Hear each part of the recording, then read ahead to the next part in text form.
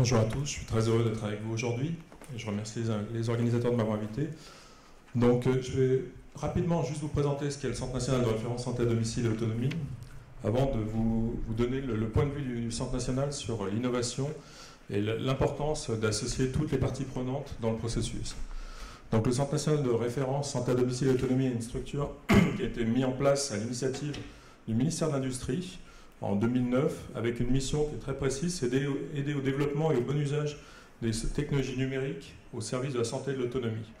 La particularité du centre a été, quand il a été mis en place, de dire on ne va pas faire une nouvelle agence, mais au contraire, on va faire un animateur d'un réseau, parce qu'il y a beaucoup de talents en France, il y a beaucoup de structures comme Manopa, comme Agim, comme d'autres qui existent. Essayons, plutôt que de faire une nouvelle structure qui va essayer de se positionner, d'utiliser le meilleur de ce qui est fait partout et de voir comment faire trois rôles, c'est-à-dire être une vitrine et des savoir-faire français des acteurs, être un point de passage pour que les gens qui ont besoin de partenaires, on puisse les aider à trouver quelle structure en Lorraine ou quelle structure à Strasbourg peut travailler avec telle structure à Toulouse.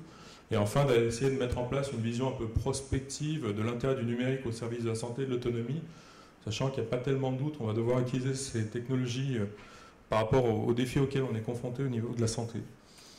Donc les premières actions qu'on a conduites, ça a été vraiment des actions de ce type-là. Ça a été par exemple la mission Vivre chez soi, c'était une mission d'animation. C'est 250 experts qui ont travaillé. Le rôle du CNR, c'était de les faire travailler ensemble pour faire 18 préconisations remises au ministre, dont certaines ont été depuis passées dans les politiques publiques. Cartographier les acteurs, d'essayer d'aider les porteurs de projets au niveau FUI, Fonds Unis, au FUI, au niveau investissement d'avenir. FUI, dans 2 ans, on a aidé 10 projets de financer. E-santé numéro 1, c'était 8 projets sur les 15 dans lesquels on a intervenu. Et e-santé numéro 2, on attend la liste définitive, mais a priori, on devrait être présent sur une 13 des projets retenus. Comme l'a rappelé Jacques tout à l'heure, la CNSA souhaitait un centre d'expertise nationale sur l'habitat et le logement, et le rôle du CNR, c'était de faire travailler les acteurs qui avaient expertise. L'UTT 3, l'association Autonome Lab en Limousin, avec son partenaire le CNISAM, qui a un vrai savoir-faire sur toute la formation des professionnels, le centre scientifique et technique du bâtiment et d'autres acteurs, pour arriver à faire émerger un lieu d'expertise au niveau de l'habitat et le logement. Une réflexion sur un état des lieux sur l'évaluation des technologies qui a été conduit avec à la fois les acteurs grenoblois d'Agim, de TASDA. C'est une réflexion qui avait été initiée par Jacques en 2009 et qui avait conduit à des réunions de travail. On a travaillé aussi avec Robert Picard du CGIET. Et enfin, on a intervenu au niveau du comité de pilotage de l'initiative européenne du vieillissement actif et en bonne santé. Bon, je pense que tout le monde ne doute pas qu'on est face à une phase de bouleversement assez forte au niveau de la santé, parce qu'on est confronté à des défis qui sont vraiment importants, une augmentation du besoin. On aurait besoin de pouvoir dispenser plus de soins au niveau des personnes, en raison du vieillissement, en raison de l'allongement de la longévité des personnes souffrant de pathologies chroniques, mais ce dans un contexte où on a un vrai problème de démographie médicale, et dans un contexte de vraie tension sur les financements. Donc on est vraiment dans un moment où il faut trouver des nouvelles approches, innover. Il n'y a aucun doute, la solution, ça sera humaine. Et jamais les technologies remplaceront l'aide humaine. Par contre, il n'y a aucun doute que dans ce processus d'innovation, on va devoir utiliser mieux le numérique pour dématérialiser certaines actions et voir comment intelligemment résoudre ce problème-là.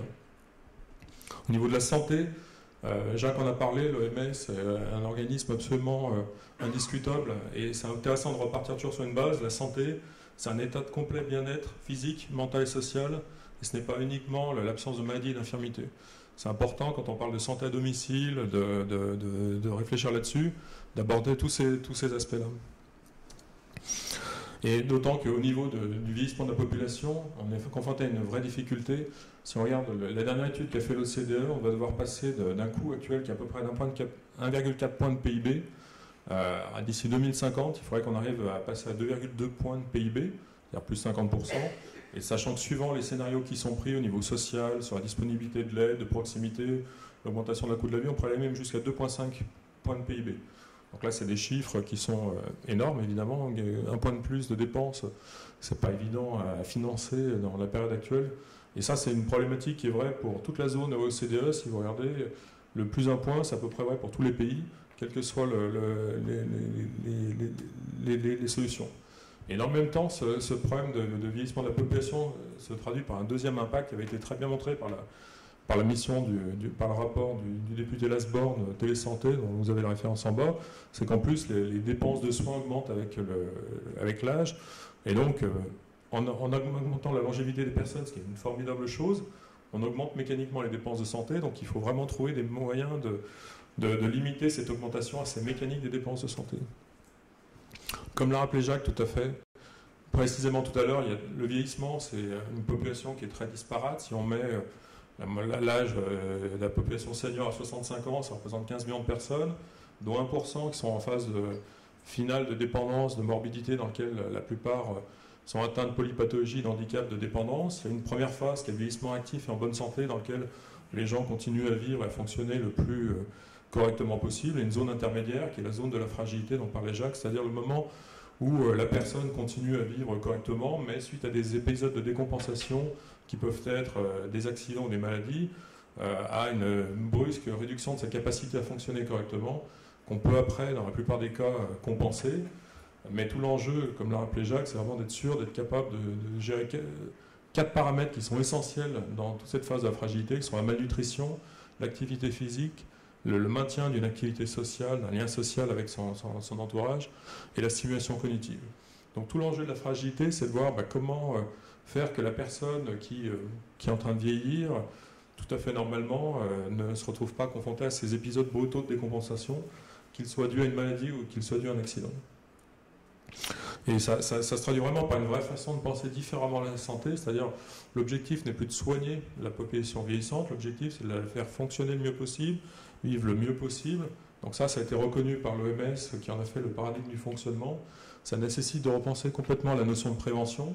Et là-dessus, c'est vrai que des équipes d'expertise, comme ce que fait le Gérontopole de Toulouse ou ce que font Madopa, sont vraiment des travaux fondateurs et conçus avec beaucoup d'intérêt, ou ce que font les équipes de Jacques au niveau du diabète, au niveau aussi, c'est vraiment des choses importantes parce qu'il faut gérer à la fois la prévention, il faut à la fois gérer la compensation.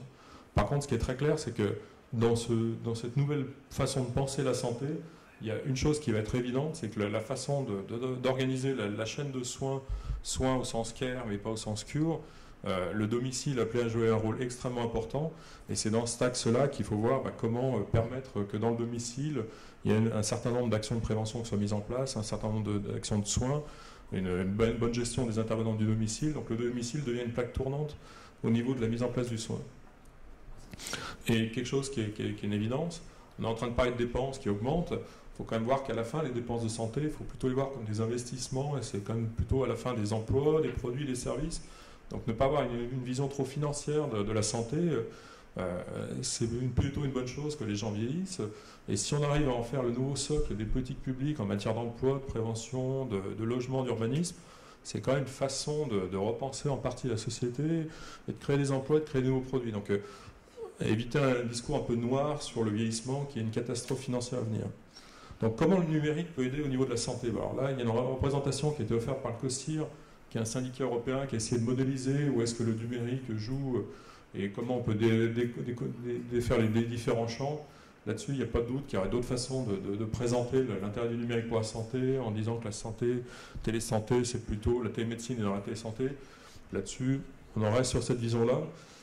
Ce qui est intéressant, c'est de voir que ce système, l'intérêt du numérique, qui est intuitivement évident, mine de rien, c'est pas quelque chose qui est si développé que ça. Et quand il y a une étude qui a été faite par l'Agence des systèmes d'information de santé, la Fédération des industries électriques et électroniques, et dans laquelle le Centre national était associé, qui était une étude dont vous avez référence là, quand on regarde comment le numérique se déploie au niveau européen, à la fin, on voit qu'il y a peu de disponibilité de dispositifs au niveau européen. Il y en a très peu.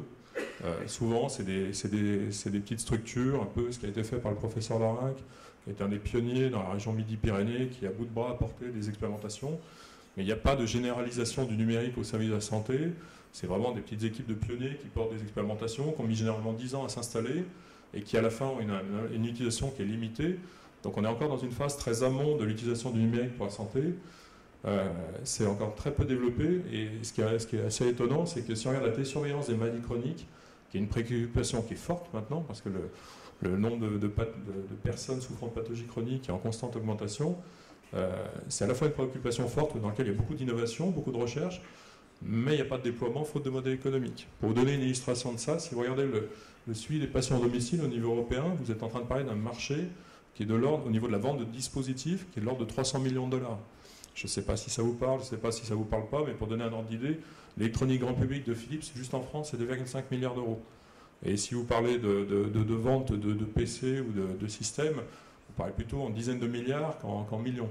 Donc on voit bien qu'en Europe, c'est pas très développé, et c'est le même système aux États-Unis, où on a toujours un peu l'impression qu'en Amérique du Nord, la télémédecine est beaucoup plus développée. En Amérique du Nord, c'est 150 millions de dollars, donc c'est-à-dire, encore une fois, quelque chose qui est très très très émergent.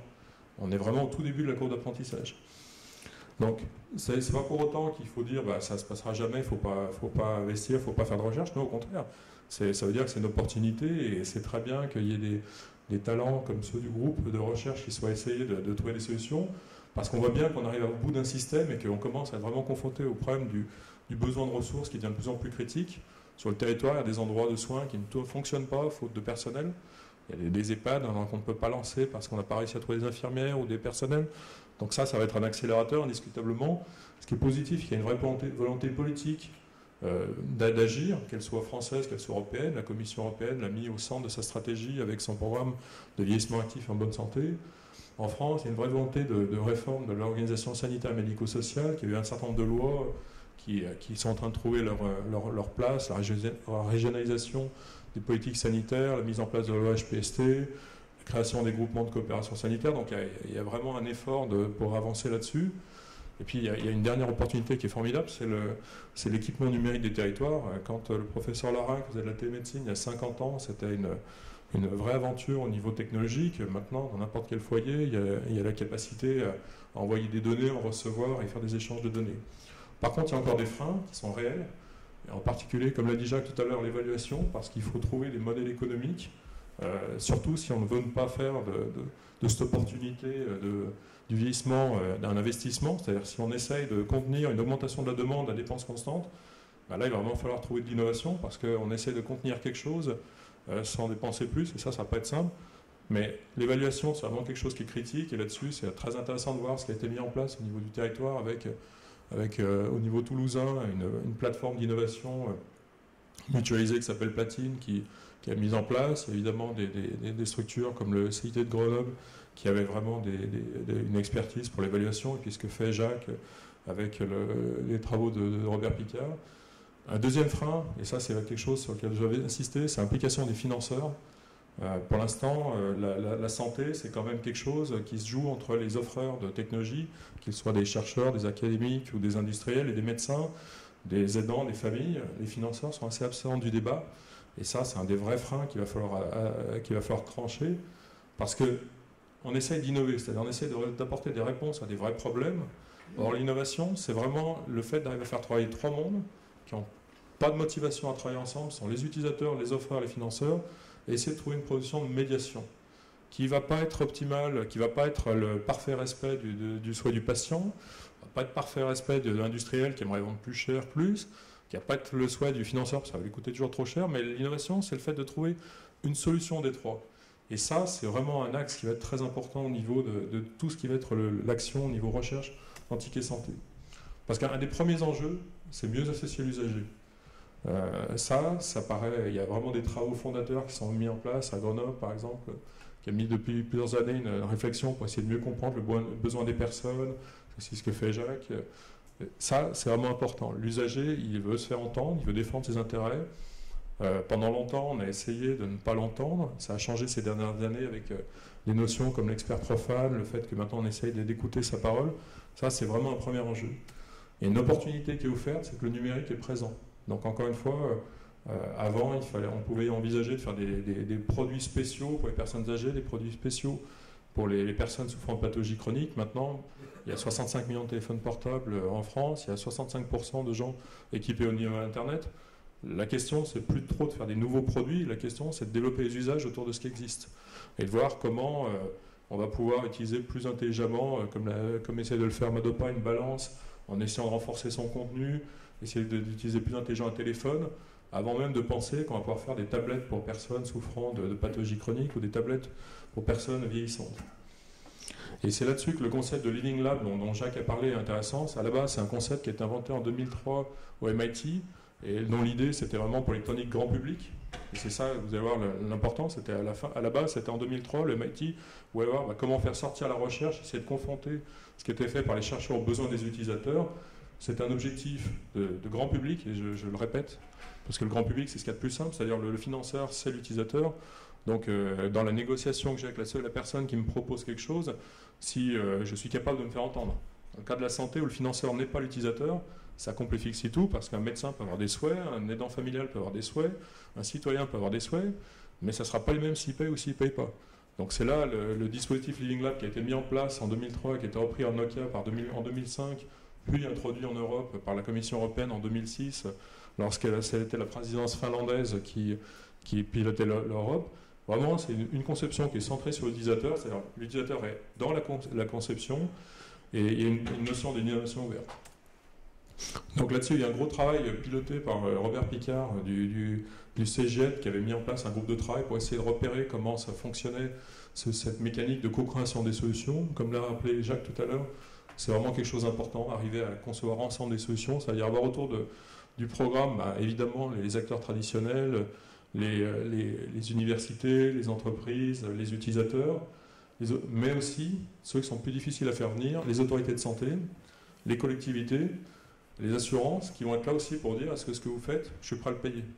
Et c'est ça qui est extrêmement important dans tout ce qui est innovation autour de la santé, c'est que s'il n'y a pas cette rétroaction dès le départ du coût, on va faire des Ferrari, alors que les Ferrari, on ne sera pas capable de les payer après.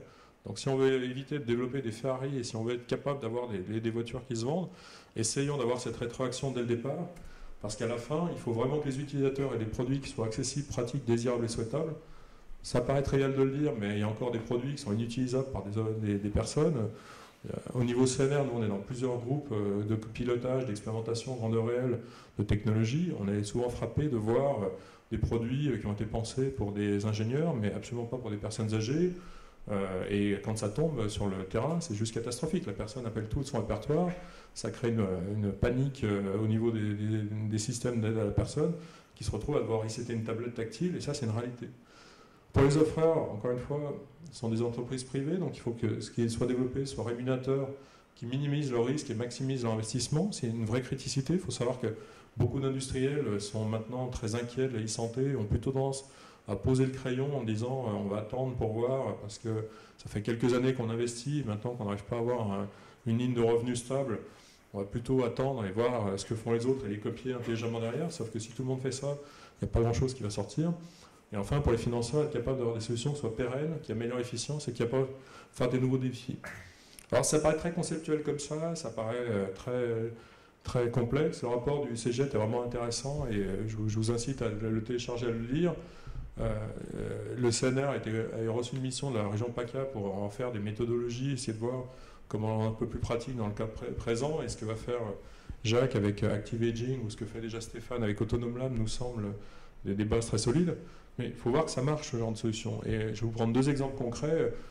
Autonome Lab présentera juste après moi, Pierre présentera ce que fait Autonome Lab, mais quand un programme comme EXOP est fait par le Limousin, dans lequel, à la demande d'un financeur, le Conseil général de la Corrèze, il souhaite réfléchir à comment mieux utiliser les technologies au domicile, et qu'on arrive à mettre autour de la table des représentants des usagers, dans le cas présent le 6, des opérateurs avec une délégation de services publics, des industriels, et qu'on essaie de trouver des solutions, finalement, ça se traduit par un programme qui a permis d'équiper 100 logements, compte 100 non équipés, mettre en place des vrais protocoles d'évaluation. Et là, on va commencer à émerger la base d'un modèle économique. Et ce qui a été intéressant, c'est qu'après les premiers résultats, il y a une volonté d'étendre le programme sur 2500 logements. Donc voilà. Par contre, ce qui est clair, ce que ne diront peut-être pas les gens d'Autonome Lab, c'est que ce genre de programme, ça ne se fait pas simplement. C'est de l'innovation, il y a des enjeux. Ça veut dire qu'il y a des vraies luttes d'influence, il y a des vrais combats, et le rôle d'un Living Lab, c'est d'être là pour arriver à apporter cette médiation qui n'est quelque chose qui n'est pas évident. S'il n'y a pas de problème dans le cas d'innovation, c'est qu'il n'y a pas d'enjeu. S'il y a vraiment un enjeu, il faut qu'il y ait des médiateurs qui soient capables de faire écouter la parole des utilisateurs, défendre les intérêts des industriels, et c'est là où des structures comme les Living Labs ont eu un vrai intérêt. Et c'est exactement le même constat qu'a fait le programme Télestro, qui est conduit par l'Institut Édouard Belin à Besançon, qui, pareil, a réussi à mettre autour de la table des industriels, un financeur de la santé publique qui était l'ARH à l'époque de Franche-Comté, pour essayer de trouver une solution sur le suivi des AVC. et qui a essayé de trouver une solution, sont en train encore d'évaluer le programme, et normalement dans les prochaines semaines, il y aura de la documentation. Par contre, quand il y a eu une évaluation qui a été faite dans le cadre du groupe de travail avec le CEGET, il y avait quand même un impact qui était clair, et on voyait qu'il y a à la fois une amélioration de la qualité de vie des patients, et à la fois des économies, et à la fois un peu de développement économique, parce que ça a créé du besoin de produits. Donc, encore une fois, les Living Labs, ça paraît très théorique, ça paraît un peu stratosphérique, mais c'est du bon sens, mais du bon sens qui est indispensable en santé, parce qu'encore une fois, faire de la recherche, si ce n'est pas aligné sur des politiques de santé publique, il y a de fortes chances que ça ne débouche pas. Et ça a été tout l'enjeu du CNR d'être sûr que les problèmes d'investissement d'avenir, numéro 2, on ne refasse pas des financements de technologie une fois de plus, mais qu'on mette en place des démonstrateurs. On a été très heureux de voir la qualité des dossiers, c'est-à-dire nous, sur les 84 dossiers qui ont été déposés, on a été impliqués dans près de 50, et sur les 13 qui devraient être sur les 16 qui devraient être retenus, on devrait être intervenu sur près de 13. Donc c'est ça qui va permettre de faire bouger un peu les santé en France, c'est d'arriver à commencer à avoir une démarche d'innovation, offrant vraiment toutes les parties prenantes et en vérifiant que chacun peut défendre son intérêt. Voilà, je vous remercie.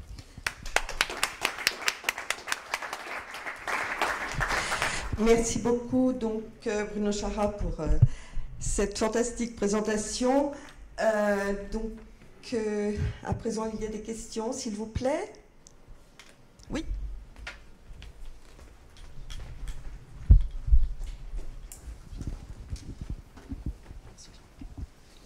Oui, vous parlez de volonté politique, notamment pour tout ce qui est innovation, ça c'est quelque chose d'évident.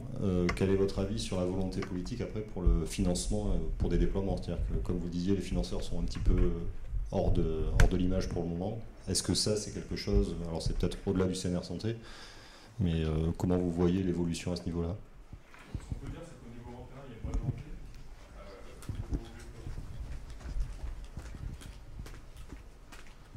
Au niveau européen, il y a une vraie volonté avec la mise en place de l'initiative européenne European Innovation Partnership, vieillissement actif en bonne santé, parce que la Commission européenne voit le vieillissement de la population comme un moyen de développer la compétitivité de la société. Donc c'est l'idée de faire un win-win entre à la fois attaquer un problème social, le vieillissement, et à la fois créer de la compétitivité. Au niveau français, je pense que les programmes d'investissement d'avenir qui ont été mis en place l'année dernière étaient quand même une vraie rupture. C'est-à-dire essayer de mettre en place des démonstrateurs pour essayer de trouver des modèles économiques, ce qui techniquement n'est pas si simple, parce que c'est quand même une violation de la libre concurrence au niveau d'un pays, parce qu'on aide des entreprises à mieux comprendre leur marché, à mieux comprendre les offres qu'elles doivent faire. Mais cette approche de l'État de dire on va agir comme un investisseur avisé pour permettre à des structures qui auraient des technologies de les mettre sur le marché au bon prix, pour voir si après on arrive à faire quelque chose, est plutôt positif. Après, c'est vrai qu'il faut quand même être aussi lucide sur le fait que on ne va pas être capable d'adopter toutes les technologies qui sont existantes.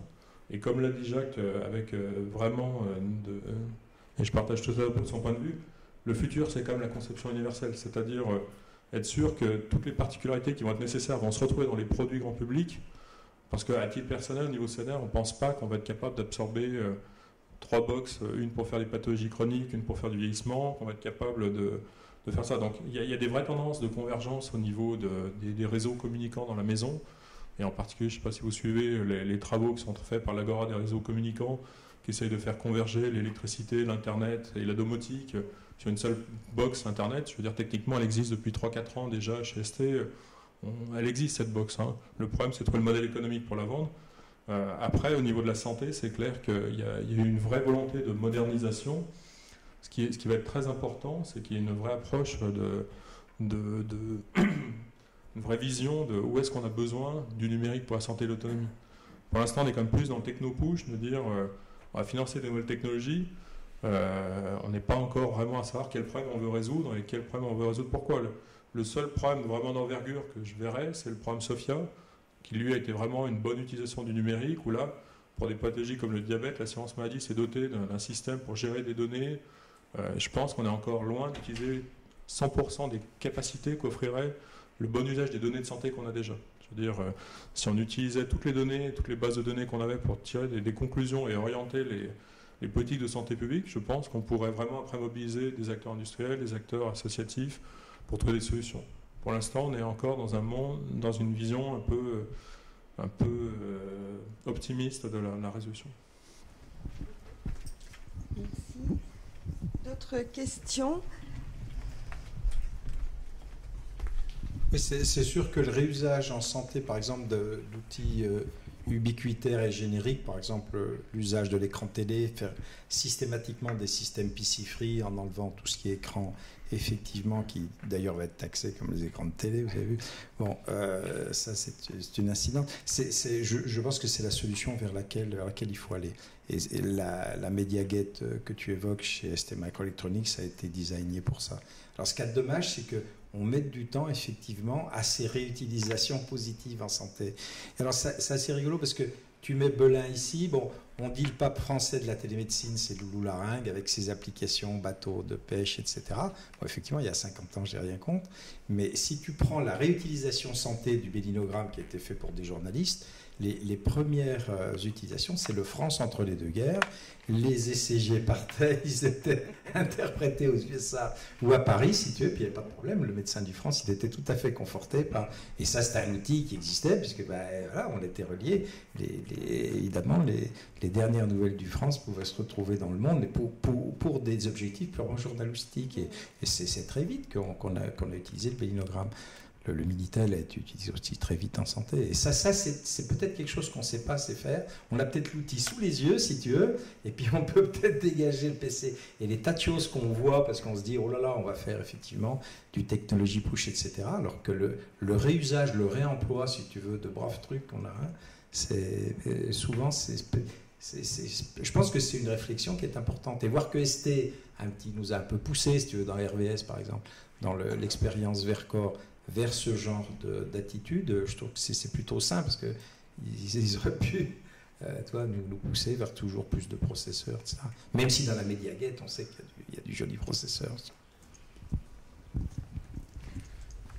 J'apprécie beaucoup votre présentation, je suis enfin à 100%, voire même à 150%, mais ne pas négliger quand même que sur le terrain, je suis du terrain, je peux vous dire qu'il y a un travail d'évangélisation aussi à faire énormément. La deuxième chose à faire, c'est que rien ne se fera si le corps médical n'est pas convaincu de la nécessité d'eux. Vous savez très bien que c'est un obstacle énorme dans le développement de l'utilisation du numérique en matière de santé médico-sociale. Et ça, c'est un obstacle énorme. En même temps, je dirais une troisième chose, c'est plutôt une réflexion. Ces freins qu'on rencontre, ils sont internationaux. Aux États-Unis, on a le même problème. J'ai eu la chance d'aller au congrès de l'ATA le mois dernier.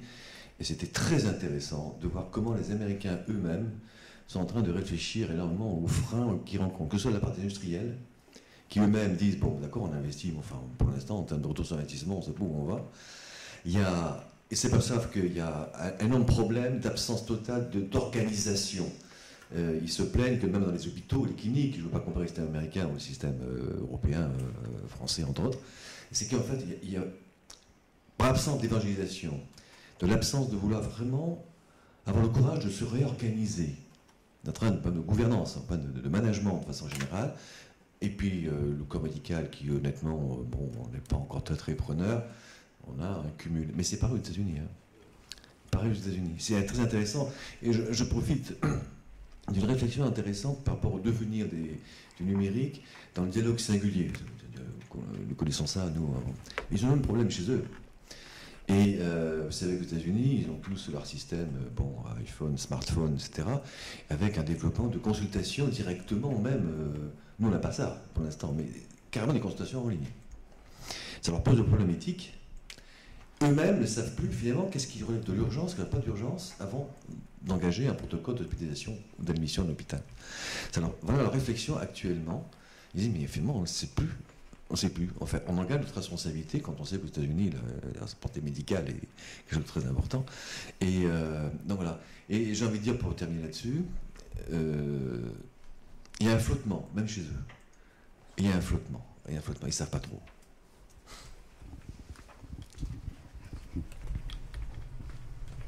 Vous avez parfaitement raison de dire qu'il n'y a pas d'avancée. C'est déjà assez drôle parce qu'il y a toujours cette idée qu'au Canada, ils ont des années d'avance. Si vous y allez, ils ont l'impression que la France a des années d'avance. Donc c'est vraiment, ça fait partie des choses assez étonnantes. Par contre, vous avez parfaitement raison de dire qu'un déblocage, encore une fois, l'enjeu c'est vraiment de convaincre l'utilisateur. L'utilisateur, c'est pas juste le citoyen final, c'est aussi l'aidant familial, c'est le service à domicile qui intervient, qui est sous-formé, qui est à la limite de l'exclusion sociale et on lui demande d'utiliser une technologie sur laquelle il n'a pas été formé. Donc il y a vraiment toute une chaîne. Dans le cas des médecins, ce qui est intéressant, c'est que c'est très déstructurant l'arrivée de la télémédecine, en sens que il y a des notions comme le partage des données, le partage de l'information, qui ne sont pas enseignées dans les DU, il y a très peu de modules de télémédecine qui sont mis en place par des recteurs, donc par des doyens universitaires, donc c'est vrai que ça va être complexe. Après, quand on dit que la technologie, elle se développe pas, en fait, elle se développe très vite. Et je pourrais donner un exemple très simple. Les pédiatres font beaucoup de téléconsultations. Je veux dire, j'ai des enfants, je pense que je vois mon pédiatre une fois sur 5. C'est-à-dire, ils ont complètement intégré, eux, le fait que quand un parent appelle, ils vont donner un conseil par téléphone, ils ne vont pas être payés par ça, mais ça va permettre de ne pas sortir à 22h.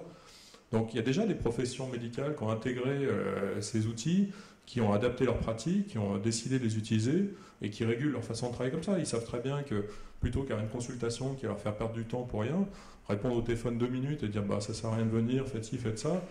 Donc la question, ça va être comment se gère le changement, avec en plus une complexité, c'est que le système français n'est pas le même qu'en Angleterre. C'est vrai que quand on voit que, ce que je ne savais pas, les médecins anglais sont salariés du système de santé, et que le système de santé anglais, le NHS, est le 5e employeur au niveau mondial, avec 1,7 million d'employés, on pourrait se dire que là, le changement il doit être beaucoup plus simple et beaucoup plus efficace.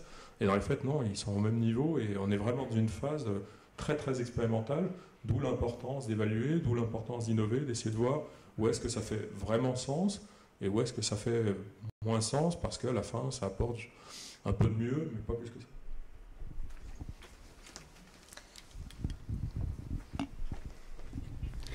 Bonjour, je souhaiterais avoir des précisions sur l'importance de la normalisation notamment, puisque on voit sortir plusieurs projets et néanmoins le problème c'est que les structures se trouvent en général captives de ces solutions vers lesquelles elles s'orientent à cause du manque de normalisation, d'extraction des données et de réexploitation par la suite. Est-ce qu'il n'y a pas quelque chose à faire à ce niveau-là et travailler ça quand même de manière un peu plus prioritaire? Je pense qu'au niveau de la normalisation, le travail remarquable qui a été fait, c'est ce qu'a fait ASI pour mettre définissant un cadre d'interopérabilité qui est une base, qui est absolument internationale. Ce n'est pas une invention française, ce cadre d'interopérabilité, c'est l'adaptation des normes internationales en France. Donc, après, d'autres projets de normalisation, je ne suis pas forcément au courant. Au niveau de tout ce qui est médico-social, le seul programme de normalisation qui est en cours, c'est la normalisation de la téléassistance, pour essayer de mettre en place une sorte de garantie de service. Donc l'AFNOR s'est saisi de ce problème-là à la demande d'acteurs du marché. Nous, on travaille avec eux pour essayer de les aider à normaliser. Je ne suis pas au courant d'autres normalisations. Vous avez des exemples? C'était effectivement dans le cadre de ce qui est réalisé globalement. Est-ce qu'il ne devrait pas y avoir un plus fort poids politique, par exemple, pour forcer à la normalisation au niveau industriel? Ce qui est important, c'est l'interopérabilité. Donc là, il y a vraiment besoin d'avoir un cadre d'interopérabilité. Après, il y a des forums très actifs. Il y a le forum IHE qui essaie de normaliser. Il y a le forum Continua. Il y a actuellement 6 groupes de travail pour normaliser les communications intérieures du domicile qui sont en train de converger sur un protocole Zigbee. Donc il y a des vraies tendances de normaliser tous ces protocoles-là. Après, c'est vrai que la difficulté, c'est qu'on se retrouve à tellement d'intersections de monde, c'est-à-dire Continua, c'est les dispositifs personnels de santé. Le domicile, ça va être plutôt les gens de la domotique qui vont l'emmener.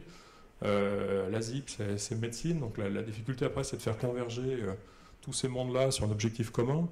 Mais il y a quand même des tendances de fond pour ce cas d'interopérabilité.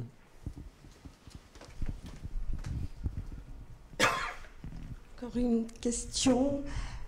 Personnellement, bon, j'en aurais une, effectivement. Bon, on a parlé de problèmes de gestion de l'interopérabilité, de réutilisation, etc. Notamment, effectivement, au domicile, ces problèmes d'intégration domotique sont effectivement importants. Néanmoins, je dirais que, bon, finalement, les technologues savent faire, globalement. Donc, après, il faut un petit peu de volonté, etc. Il y a des problèmes socio-économiques qui se posent. C'est pas très grave. Je dirais qu'à la limite, on sait faire. Par contre, là où effectivement je me pose un petit peu plus de questions, et j'aurais aimé savoir si justement le CNR Santé avait des recommandations à ce niveau-là, par rapport au problème d'évaluation. Parce qu'on parle donc des Living Labs, etc. Je pense que l'intervenant suivant pourra aussi en parler, c'est évident. Mais donc, il y a les problèmes d'évaluation socio-économique, les problèmes d'ergonomie, etc. Enfin, il y a beaucoup de choses qui rentrent en jeu, en fait, dans ces problèmes d'évaluation. Est-ce qu'effectivement le CNR a des recommandations en termes de stratégie, je dirais, de démarche stratégique par rapport à cette problématique? Là, je vais m'en sortir par une pirouette, mais vu qu'elle a été faite par une personne qui est devenue entre-temps conseiller de Geneviève Fioraso, ça donnera plus de poids sur la pirouette. C'est vrai qu'au niveau de l'évaluation, il y a beaucoup de grilles, beaucoup de choses très précises qui sont en train de naître et que c'est très bien. Je veux dire, on a suivi avec beaucoup d'intérêt ce qui a été fait par Robert Picard et l'Institut Télécom sur la grille GEMSA, qui permet d'évaluer les risques dans un projet, de vérifier qu'on n'est pas en train de se tromper trop sur la façon de structurer son projet, il y a 5 axes, organisationnel, stratégique, technologique, économique et l'adaptation au niveau des politiques de santé. C'est un exemple d'une grille qui est intéressante, qui permet de se poser de bonnes questions. À Grenoble, ils avaient développé une grille qui s'appelait TEMSED, qui rajoutait un axe éthique, qui était plutôt de l'évaluation de la qualité du dispositif une fois qu'il est utilisé dans son environnement. C'est ce qui a été utilisé dans le programme. Une des parties de cette grille, ça a été utilisé dans les programmes ESOP et les programmes Estima et a permis de tirer des conclusions. Par contre, la pirouette que faisait Yves Matillon, donc, qui est devenu c'était de dire ne pas trop s'inquiéter sur des grilles extrêmement précises, par contre ne pas perdre l'objectif qui est d'évaluer. C'était du bon sens, mais encore une fois, après, à trop complexifier, on en perd l'objectif final. L'objectif final, c'est de prendre une décision, c'est oui ou non.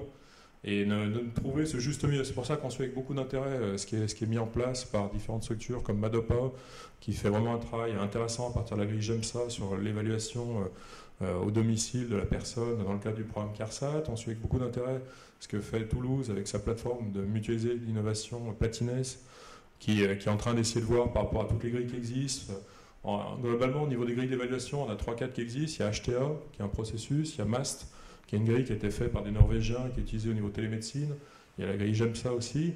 On voit que toutes ces grilles-là sont assez complémentaires. GEMSA est peut-être la plus complémentaire de toutes. Ce qui est intéressant, c'est de voir comment utiliser ces grilles et comment avoir des gens capables de prendre les bonnes décisions et de définir les bons protocoles. À la fin, l'évaluation, ça reste quand même une vraie science. Et ça ne sera pas un QCM sur Internet, ça sera des gens capables de prendre les bonnes décisions et de dire cet axe il est vraiment important, on va le surpondérer, cet axe il n'est pas important, on va juste en faire une ligne. Et c'est en ça que nous on a tendance à recommander à des gens qui voudraient faire de l'évaluation, de travailler avec des gens qui ont une vraie expertise en évaluation. Le CIC de Grenoble avait une vraie expertise en évaluation, c'est ce qui nous avait conduit à travailler avec eux pour essayer de comprendre ce qu'était l'évaluation. Maintenant il y a d'autres équipes qui s'approprient les problématiques d'évaluation et ce qui est intéressant, c'est de voir comment confronter toutes ces démarches, mais encore une fois, le but, c'est d'avoir des réponses oui-non, c'est pas d'avoir des documents de 500 pages avec des chiffres partout. Et c'est ça qui est dur, parce que toutes ces grilles, souvent, après, font un peu perdre par rapport à l'objectif initial. Oui, il y a les méthodologies. Bon, je pense qu'effectivement, Jacques Duchesne en a beaucoup parlé déjà, etc. Ça, c'est une chose. Bon, il y a différentes, effectivement, méthodologies qui sont proposées. Mais je dirais, après, comment réaliser, finalement, aussi... il y a différentes grilles, différentes méthodes. Mais en fait, la problématique, c'est aussi la synergie interacteur. D'où, je pense, votre rôle, justement, j'imagine. Le vrai problème, c'est surtout le financement. Enfin, c'est une vraie évaluation, déployer dans 1000 logements une technologie et vérifier qu'on va être capable après de faire venir des sociologues qui vont vraiment être capables d'analyser l'usage, de faire des vrais entretiens, de ne pas avoir des réponses à l'eau tiède. Le problème, c'est que c'est un problème de coût, d'où l'importance d'avoir des vrais programmes adossés à des politiques de santé publique pour qu'après on arrive à avoir des résultats. Le programme qu'est en train de lancer Jacques au niveau du diabète est intéressant parce qu'on va avoir probablement des vrais déploiements au niveau national, une vraie taille critique. Parce qu'encore une fois, évaluer sur 2-3 personnes ce qui est fait. Je veux dire, il y a des programmes dans lesquels on met une tablette dans un logement et on regarde pendant 2 mois ce que ça donne.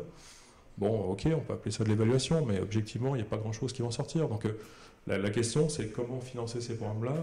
Ce qui est intéressant, c'est que la régionalisation de la santé, du médico-social, il y a certains ARS qui sont prêts à jouer le jeu. L'Île-de-France, par exemple, a lancé des appels à projets dotés de 3,7 millions d'euros l'année dernière. Rhône-Alpes a réfléchi aussi à financer certaines initiatives.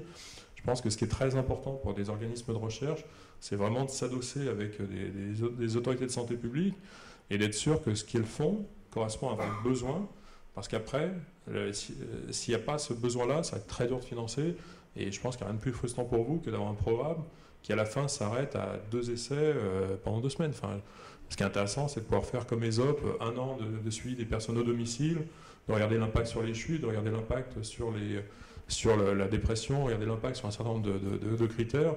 C'est ça qui permet après, ce qui sera encore mieux, c'est quand toutes ces données seront rendues publiques, ce qui n'est pas forcément le cas.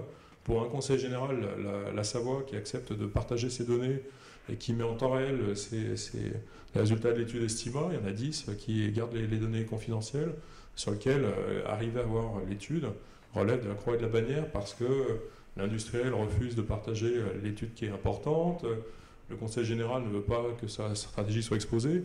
Donc là, il y a aussi vraiment une action de mutualisation des données, et on espère arriver à mieux partager ces données rapidement.